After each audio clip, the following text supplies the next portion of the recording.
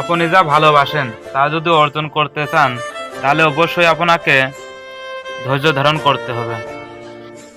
যারা তোমাকে পছন্দ করে না তাদেরকে নিয়ে তুমি ভাবতে যেও না, যারা তোমাকে পছন্দ করে তাদেরকে নিয়ে ভাবো, তাদেরকে সুখে রাখো, তাদের সাথে তুমিও সুখে থাকো।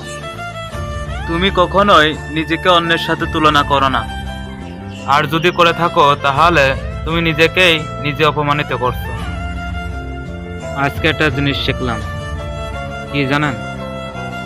চুপচাপ মেনে নিলেই সকলের কাছেই ভালো হওয়া যায়, ভালো থাকা যায়। হিংসা করে অন্যের ক্ষতি ঠিকই করতে পারবে, খুব সহজেই করতে পারবে, কিন্তু নিজের উন্নতি কি পারবে সহজে করতে? জীবন তখনই সুন্দর হবে যখন অন্যের প্রতি আশা কম, নিজের প্রতি ভরসা বেশি থাকবে। আমি যাদের আঁকড়ে ধরে বাঁচতে চেয়েছি তারা আমাকে শিখিয়ে দিয়েছে কিভাবে নিজেকে আঁকড়ে ধরে বাঁচতে হয়।